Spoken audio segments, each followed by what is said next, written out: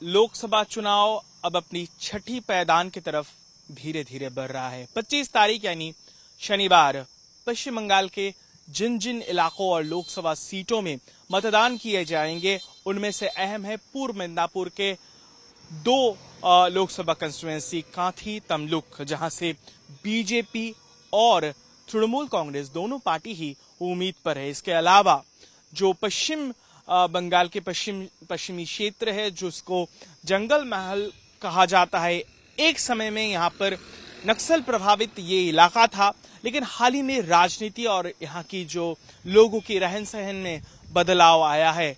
फिलहाल जहाँ पर झारग्राम, बांकुड़ा, बिष्णुपुर, पुरुलिया, इन सब तमाम सीटों में भी चुनाव होने जा रहा है और जो मौजूदा हालात में भारतीय जनता पार्टी का गढ़ कहलाता है।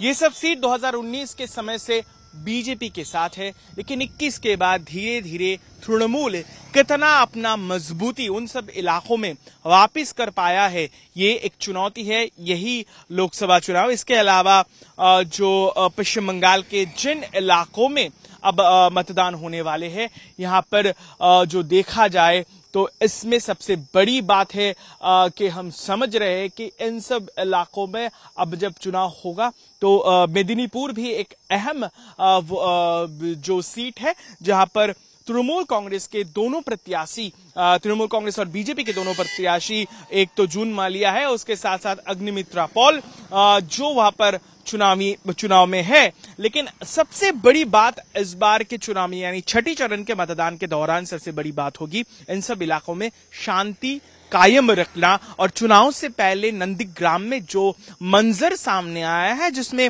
एक जो भारतीय जनता पार्टी की महिला समर्थक की मौत हो गई जिस मुठभेड़ में, और जो तृणमूल कांग्रेस और बीजेपी के अंदर हुआ, ये सवालिया निशान पैदा करता है। आखिरकार जब पिछले 5 चरण के मतदान बंगाल में अमूमन शांतिपूर्ण रहा, छठी चरण तक पहुंचते क्यों इस तरीके से जो राजनीतिक हिंसा है उसका दौर फिर से शुरू हो गया। सबसे बड़ी बात देखिए, चर्चा चल रहा था क्या इसमें कुछ सुधारी आ रही है। जिस पॉलिटिकल और वायलेंस के पैटर्न हम देखने को आदी हो चुके हैं बंगाल में, चाहे वो विधानसभा चुनाव हो या फिर लोकसभा चुनाव, क्या उसमें तो थोड़ा बदलाव आ रहा है? क्या जिस तरीके से पिछले 5 चरण के मतदान बंगाल में हुआ है अमूमन शांतिपूर्ण तरीके से, जिस पर छुटमुट कुछ घटना भले ही हुए हैं, लेकिन बड़े पैमाने पर अगर हिंसा की बात की जाए, ऐसा कुछ मंजर सामने नहीं आया।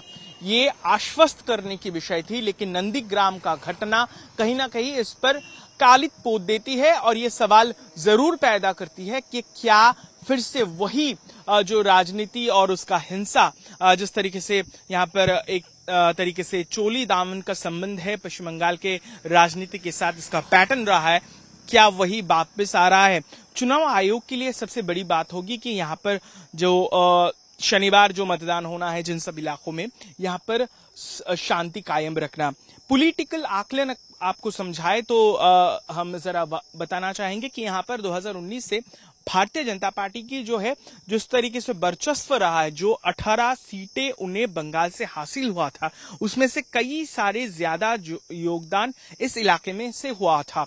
अब यहाँ पर तृणमूल किसी भी तरीके से इस लोकसभा चुनाव में ज्यादा से ज्यादा सीट नुकसान पहुंचाने की फिराक में है भारतीय जनता पार्टी के लिए। अगर ऐसा हो जाए तो उनका कहना है कि जिस तरीके से एक ज्यादा सीटों का एक तरीके से लक्ष्य रखते हुए भारतीय जनता पार्टी बंगाल में इस बार धीरे धीरे आगे बढ़ रही है। तमाम उनके नेता ये कह रहे हैं, अब कुछ चंद समय बच गए हैं कि 25 का कोई हवाला देते हैं तो कई कहते हैं कि यहाँ से 30 से ज्यादा सीट भी भारतीय जनता पार्टी को बंगाल से इस बार हासिल होगी और धीरे धीरे 26 तक वो सरकार में आ जाएंगे।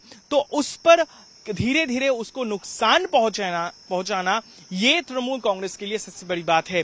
और शायद जिस तरीके की पॉलिटिकल राजनीति और हिंसा के दौर हम देखते हैं, चाहे वो पंचायत चुनाव हो, विधानसभा चुनाव हो या फिर लोकसभा चुनाव, शायद इसका ही नतीजा है और इसीलिए सबसे ज्यादा मशक्कत इलेक्शन आयोग के लिए भी ये रहेगा और इसी के कारण तमाम सारे जो जितने भी बूथ है वहां पर सेंट्रल पैरामिलिट्री फोर्सेस उसको तैनात कर दिया गया है और खासकर उन सब इलाकों में जहां पर नंदीग्राम में जहां पर हिंसा हुआ वहां पर पैरामिलिट्री फोर्सेस और तमाम जो रैपिड एक्शन फोर्सेस है उसकी तैनाती बढ़ा दी गई है। वहां पर रूट मार्चेस जो है उनके द्वारा की जा रही है। तमाम पुलिस के आला अफसर इन इलाकों में।